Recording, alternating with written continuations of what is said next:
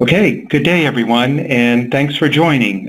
Today I'd like to talk about building data lakes that cost less and deliver results faster. I'm John Mallory with the business development team at Amazon. What are we going to cover today? Essentially, what I'm going to do is I'm going to do a quick definition of how we define data lakes at AWS, and then we're going to dive into how to reduce cost of building a data lake, how to increase your performance, and ultimately how to make sure that you're planning for the future. And to level set all this, I'm going to talk about technology, but at the end of the day, I really want to frame this with how this applies to your business, because really that's what data lakes and big data and analytics are all about, is rethinking and optimizing how to become a data-driven business.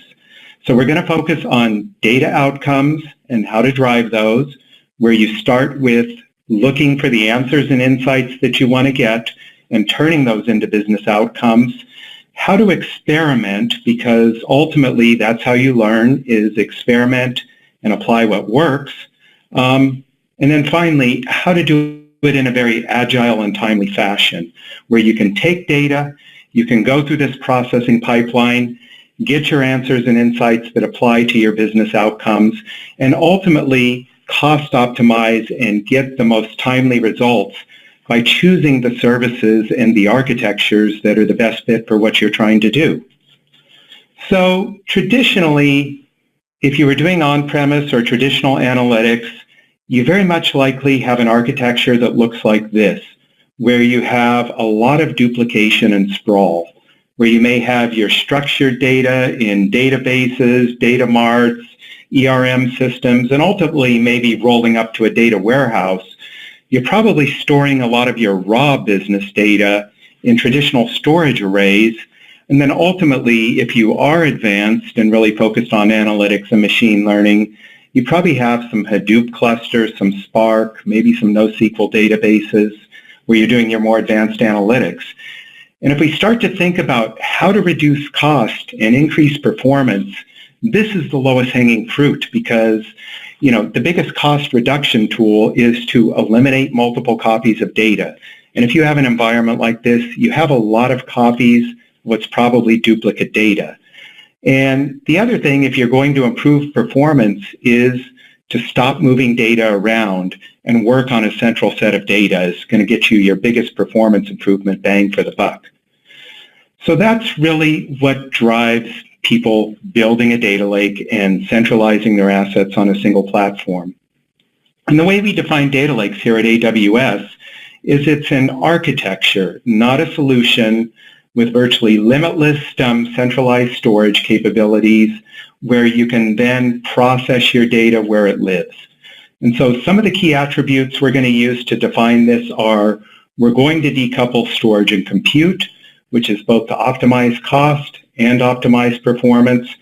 Focus on how to get the data in rapidly and transform it as quickly as possible into formats that you can actually use to deliver business results. Have secure multi-tenancy, because ultimately you're going to have a lot of people wanting to use this platform, and it's got to keep your CISO and your security folks happy. Query in place, because that's going to be the most cost efficient and the most performance way to do it. And then back to that experimentation, do schema on read so that you can rapidly iterate.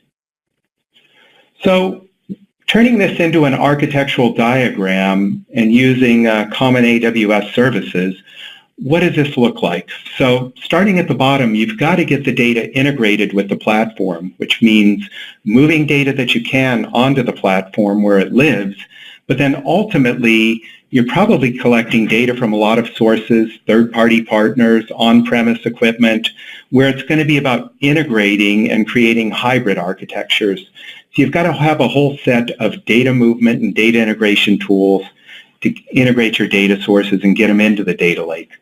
You then have the data lake foundation, which is storage. And in our case, we're going to use S3 and Glacier, because that optimizes cost and ultimately optimizes performance and we're going to use Glue to essentially help you transform that data and get it usable as quickly as possible. And then we're going to build analytics tools on top of that.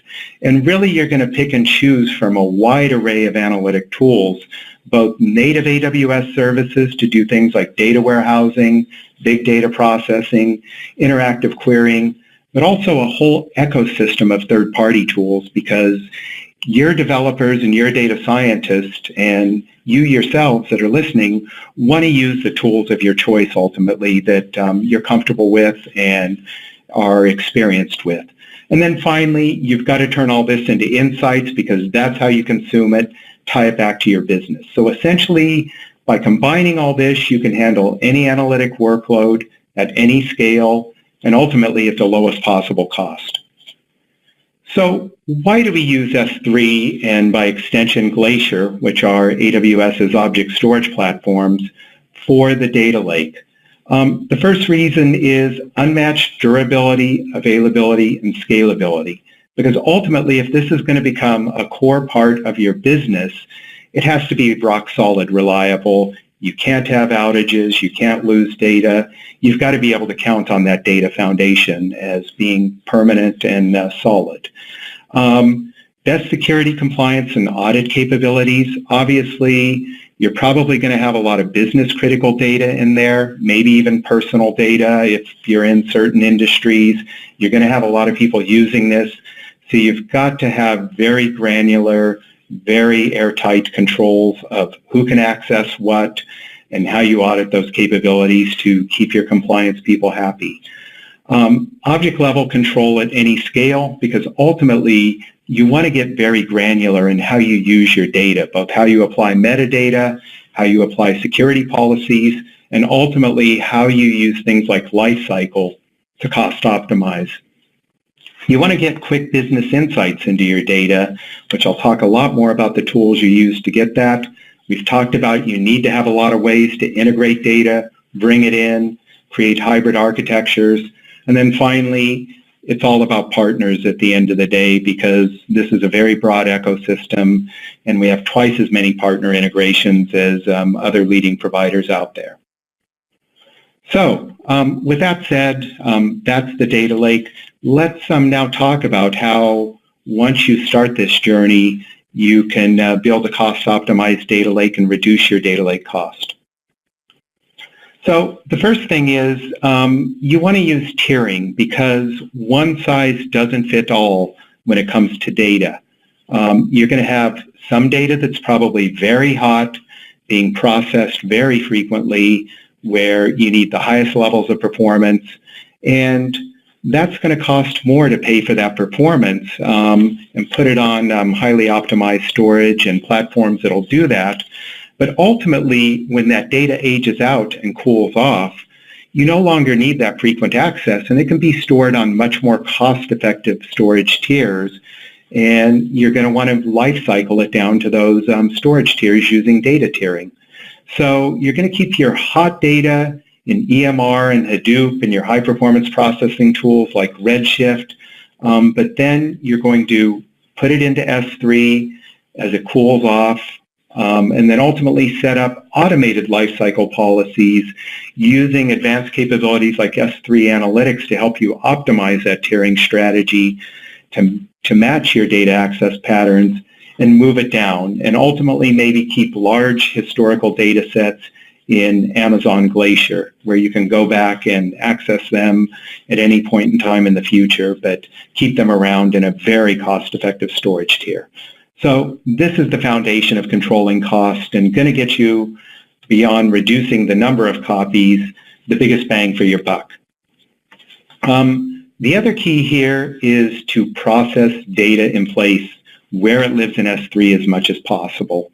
This is going to essentially avoid having to move data around and take the cost of doing that, both monetary cost as well as time cost to do so.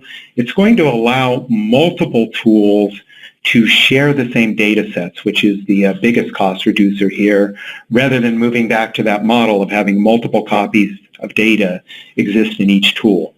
So all of our new common analytic tools like Athena, Redshift Spectrum, Amazon EMR, and AWS Glue can all process data in place where it lives in S3 without pulling it out of S3.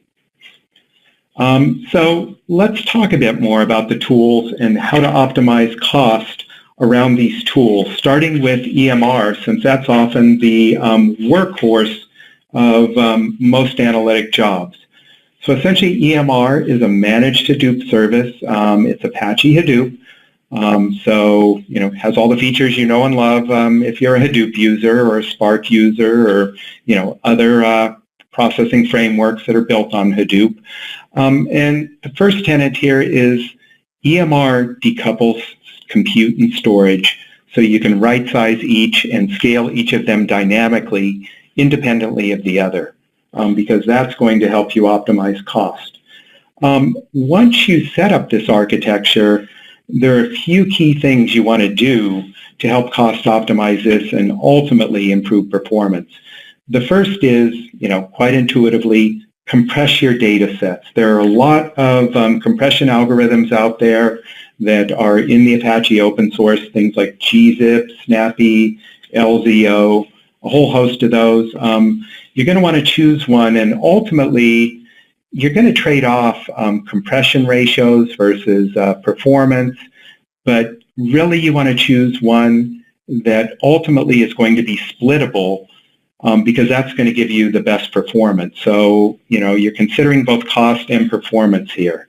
You're going to want to also, if you can, use a columnar file format.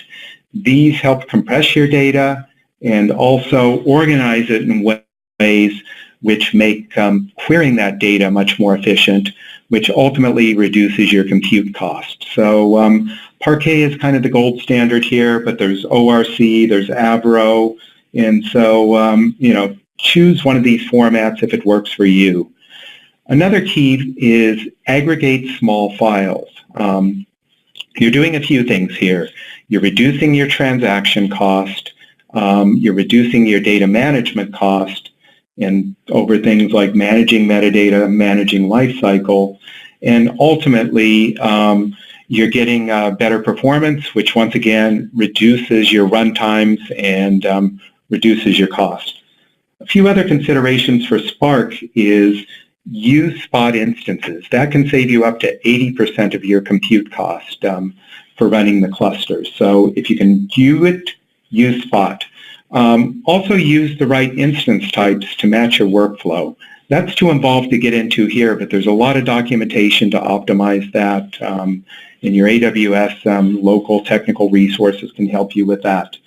And then finally, use elastic scaling so you can scale up, scale down to meet demand and right-size your clusters, and even spin up multiple clusters and maybe break up different parts of your processing pipeline across those. And then ultimately use a single meta store, because that's going to allow you to have elastic clusters and dynamic clusters that can share the same S3 data sets.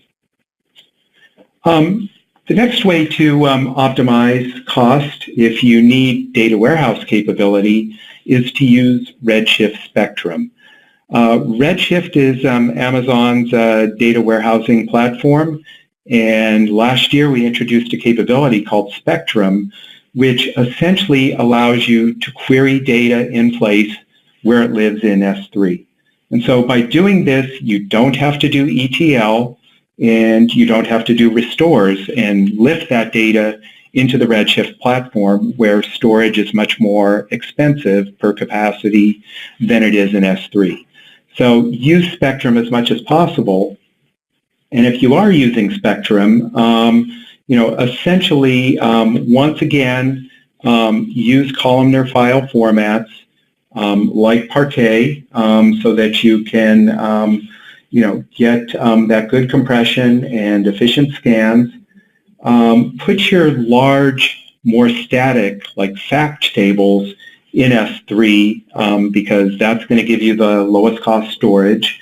And then, essentially partition your data, intelligently so that you're minimizing your scan cost and amount of data scanned per query. And then ultimately, you can keep a small Redshift fleet, but then scale it up as you need to grow capacity there. Or even if you have very spiky demand, you can start to spin up multiple smaller read-only Redshift fleets so that you can handle spike workloads very cost effectively. And then finally, you're going to want to use predicate pushdowns as much as possible, particularly things that do group by and string functions and pattern matching and aggregations. Those are going to, if you do intelligent SQL and data planning to use these, it's going to greatly optimize your cost of using Redshift Spectrum. The next tool that's a very common one that people use is Amazon Athena. If you're just doing ad hoc SQL queries, it allows you to essentially query data where it lives in S3 without doing ETL. And so you're only paying for the amount of data that you query and scan, so it's very cost effective. It allows you to iterate and do kind of ad hoc exploratory looks at data very cost effectively because it's a serverless schema on read service. Things you can do here to optimize your cost are essentially compress your data sets, use columnar file formats like Parquet. That's a common across all of these. Also optimize your file sizes. You're typically going to want to use file sizes of 128 meg or greater because that's going to make the transaction costs much more efficient and reduce the number of transactions and give you better performance. But you want to make sure before you get too much larger than that your data is splittable or you're going to lose parallelism and hurt performance. If you have larger tables with many columns, start to make sure that, each column block has a reasonable size of, tens to hundreds of megabytes as well, because that's also going to be more efficient. And then ultimately, we're going to have the ability to actually query data where it lives in Glacier. So you can start to have ad hoc SQL queries, albeit, longer-lived queries, and be able to essentially query cold archive data without having to restore it, which is a great cost reduction strategy if you just want to take looks at older data. And so I've talked a lot about using the right data formats like Parquet or some sort of columnar compressed format. Here's an illustration of why you should do that. This is an example using Athena where essentially we had logs stored as text files, like a common format like CSV. And if you had a 1 terabyte group of logs stored on S3, and you ran a query against those, a common query that's kind of shown up to the right here, that query would take nearly 4 minutes, and you would scan 1.15 terabytes of data, which is going to cost you $5.75. If you just converted those log files to Apache Parquet format, they reduce down at almost an 8-to-1 ratio, so you're storing 87% less data. But look at the improvement in query time, 34x faster because of that columnar essentially optimization in how you scan columns with a format like Parquet. So huge performance boost, and ultimately 99% less data scanned, which ultimately works out from almost $6 to a little over a penny, so 99.7% less expensive. So this is the power of using the right data formats, if you can. But ultimately, you're probably going to be dealing, particularly if you've got streaming type workloads or you're doing a lot of log diving like security analytics or a lot of remote sensor data, it may not always be feasible to use these formats. So that's really why we focused on putting more intelligence into the storage layer so that if you can't use these formats, you need to ultimately retrieve a lot of data, which these tools do, that we can make that much more efficient, even if you're not using an optimized format. So today, these tools all these ones that I've talked about, use the entire object, retrieve the entire object from S3 or Glacier if you need to pull even a small piece of data out of it. That's the way the world works in the old world, is you always restore a block of data, and then the analytic tools scan that data and just choose what they need. So this isn't unusual for AWS. This is just the way traditional storage platforms work when they're coupled with analytic tools. So what I'd like to introduce and talk about today is Amazon S3 Select and Glacier Select, which allow you to use SQL expressions to select a subset of data from an object, which is a much more efficient way than retrieving the whole object and having the analytic tool do it. And the motivation behind this was we talked about Redshift Spectrum and how you could query data directly in S3. But if you look at a customer example of using Spectrum and having to get all the data from the S3 objects and have Redshift Spectrum filter that, we had a customer run 50,000 queries, and they fetched 6 petabytes of data from S3 to run those queries. But when you looked at the actual amount of data used by Redshift, it was 650 terabytes, so roughly 10% of the data was needed. So think about a model where you could intelligently push down to the storage layer the ability to do that data scanning there and only return the results that Redshift Spectrum needed. Number one, that's greatly going to reduce Redshift Spectrum scan cost, but number two, it's going to greatly increase performance. So this fact of life is the motivation behind us introducing S3 Select and Glacier Select. So what is it? Essentially, it allows you to select a filtered set of data from within an object using standard SQL statements. So it is the first content-aware API within the Amazon S3 family. Unlike Athena and Spectrum, it operates within the S3 system where the S3 system is doing this data scanning and data filtering work. It operates on a per-object basis, not across a group of objects, so it's not a replacement for tools like Athena or Spectrum or EMR with Presto, but really an augmentation. It doesn't change the way S3 works. It works and scales the same way that standard GET requests do, and it has SDKs, a CLI, and a Presto connector, and we're always working to add additional integration points.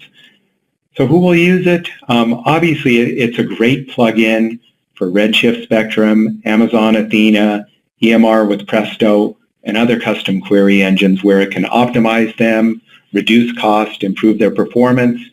But ultimately, if you're a data scientist, you can go and use this directly to do things like dive into logs and query logs without having to spin up a separate service to do it. So it is really best thought of as a primitive capability that either an expert can leverage or these other tools can leverage. And essentially the way it works is you specify, you have your inputs, which are the files that you want to use select to query. And today it supports CSV, TSV, JSON, and gzip.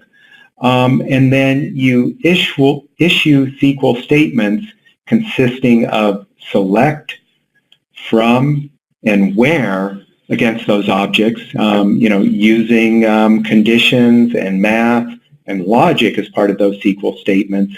And then you get the output of data that's within that object that matches all of those conditions and those SQL statements that you apply. And essentially, one of the nice things about this is you can select the output format, so you can take one input format, return a different output format, so it's very powerful in that way as well.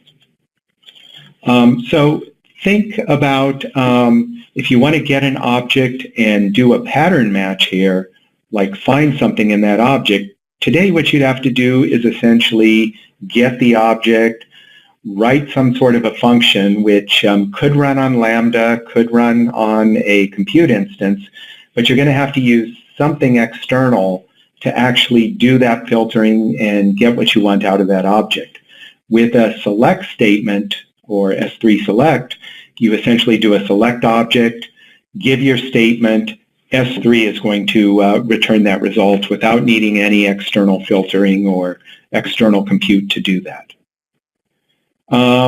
You can also apply this with AWS Lambda, which is our serverless compute platform, and start to do things like use Lambda triggers to go and do S3 select operations against objects in S3, and then return notifications. So you can really start to integrate this into your own applications if you're a sophisticated developer, and start to do more serious data processing without using any third-party tools other than our serverless compute platform.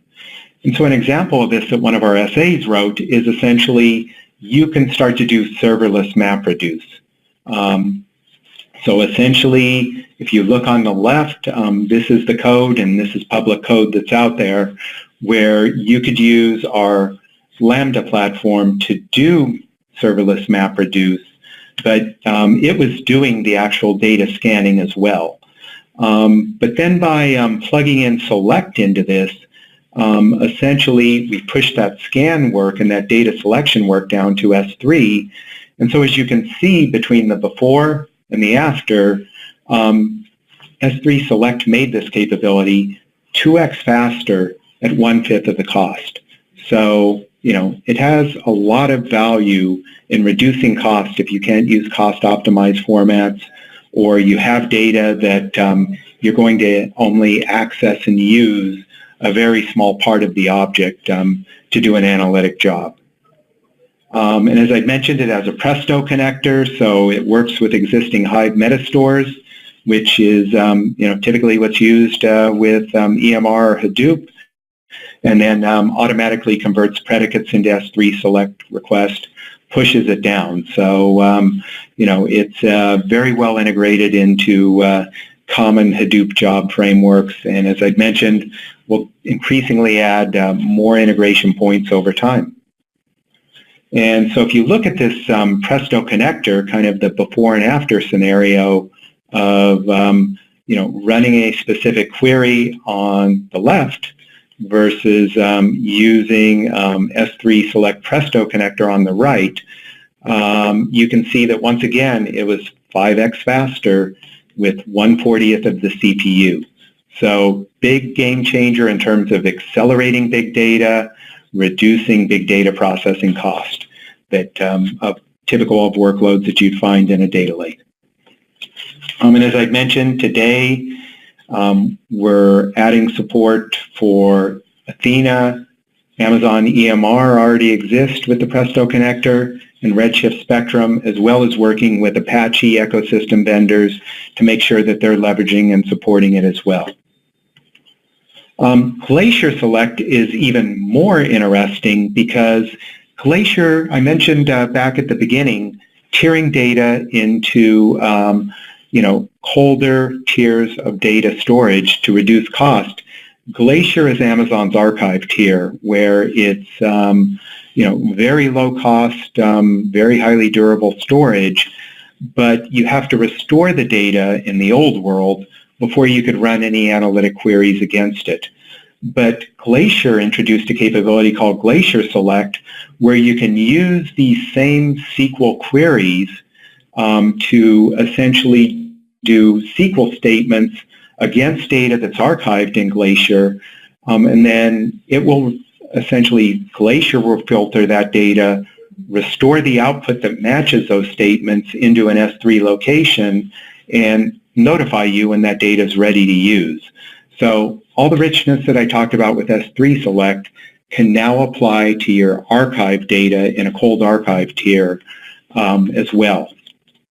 So it really does expand the boundaries of being able to essentially issue this Glacier select command. Glacier does the scan, performs the data and filtering, and then writes the output to S3, notifies you when it's ready to read, and you can use any of your data lake query tools to access that data. It's already been pre-filtered. So that's some of the common ways that you can reduce cost. I'm going to switch gears now and talk about how to deliver results faster, because ultimately, if you're turning this data into business value, the quicker you can turn it into that business value, the bigger competitive advantage you're going to have, the more agile and effective your business is going to be. And obviously, there are a lot of ways to optimize data lake performance. We've talked about some of them in the context of reducing cost, because the two go hand in hand when you have a consumption-based, service-oriented model. But the first rule is aggregate small files into larger files. And you can do that with S3 DistCP in EMR and group by statements, or you can use Amazon Kinesis Firehose, which we'll touch a little more on later. As I mentioned, S3 Select and Glacier Select is a big driver here for both reducing costs, but ultimately about greatly increasing performance. And then finally, we've talked a lot about using the right data formats and ultimately using EMRFS, which is a file system for EMR that is optimized for S3 and gives you a consistent view and a much more performant way to access data in S3 by storing the metadata in DynamoDB. So Kinesis essentially is a streaming tool which is focused on real-time streaming workloads, and it's all about collecting, processing, and analyzing data streams in real time. Because if you think about improving performance, there are many elements to this. I mean, we focused when talking about services like EMR and Redshift and Athena about how to optimize around those services to improve performance, but ultimately getting data in the data lake more quickly and in a format that you can use immediately without transformation is also a big performance boost when you think about looking at it from time to results. And so this is where Kinesis comes in. And there are multiple members of the family. You've got Kinesis data streams if you want to analyze data streams in flight and start to take action before they ever land in the data lake. Kinesis Data Firehose allows you to load data streams and start to transform those streams and aggregate those streams into better formats before they land in the data lake or in the analytics tools. And then Kinesis Data Analytics allows you to analyze those data streams with SQL. So this is a very powerful tool around getting time to results much more quickly. Another key win when you think about delivering results much more quickly is around how can you reduce the time it takes to prepare your data before you can actually run analytics against that data. Because ultimately, there have been a lot of industry surveys of data scientists and what they spend their time on, and really 80% of the time for most data scientists is spent on data preparation. So if you can reduce that time and get them much more efficient in how they prepare data and how that data gets available for actual analytic use, that's a huge win. So essentially cleaning and organizing data is 60% of the time spent, and collecting data sets is 19% of the time spent. So if you focus on better cataloging of the data and much more efficient ETL, that's going to get you to actually running the job and getting relevant results much more quickly. So how do you do this in AWS? This is where Glue comes in. AWS Glue is a serverless data catalog and ETL service that, number one, automatically discovers data, stores the schema, builds a data catalog, which tells you what you have in the data lake, and then also can run ETL jobs against that data once it's been cataloged. And so essentially you can now transform the data where it lives in the storage by automatically scheduling jobs, kicking them off with serverless Lambda functions, so that as the data lands in the data lake, it's cataloged and transformed into usable formats and usable schemas that your analytic tools can use right away. So very powerful in terms of getting your data scientist productive and generating results as quickly as possible. The next thing is, as people start to use more and more machine learning, this has obviously been a very time-consuming process to build, train, and deploy models. It takes a lot of specialized expertise. It's very compute and storage heavy, and it takes a lot of time to experiment. So what SageMaker is aimed at is essentially a managed service, an end-to-end machine learning platform that is targeted at getting ML models from idea to production by having zero setup time, flexible ways to train those models. You're only paying by the second. And the great thing about it is it works directly against data stored in S3. So once again, it's part of this push the work down to the data lake itself. Don't copy data around. But ultimately, if you're using machine learning, this is going to greatly streamline your process to get from data and models and trained models and delivered results. So also a huge performance boost. So those are some of the common ways to improve performance, both optimizing the tools, but ultimately optimizing your workflows and how you build data pipelines and how you get your data ready to process and how you increase the productivity of your developers and data scientists, because that's often the long pole in any analytic result of getting from raw data to a form of visualized data that your business can consume to derive business value. But ultimately, this is always going to be a journey. And so another key factor of the data lake, both in reducing cost, keeping you productive, allowing you to be agile, and constantly innovate your business without having to fundamentally go back and start from scratch and buy new equipment and deploy new equipment, is you've got a plan for the future. And this is where building a data lake on a platform like S3 gives you a big advantage, because you can evolve as needed. Essentially, there's a whole host of tools you can use that integrate with S3. Once your data is in this platform, we've talked a lot about some of the other common attributes of it, but you can start to bring new services in, experiment against real-world data, and then ultimately, once you're comfortable with how to use those tools, how they can benefit your business, you can quickly scale from low-cost, low-impact, agile POCs into production very quickly without having to build a new hardware platform, migrate your data to a new platform, spend a lot of resources and downtime where you're going through that transformation. Essentially, you're innovating and you're transforming around the data where it lives and quickly rolling into production, so you can evolve as needed and quickly scale your business.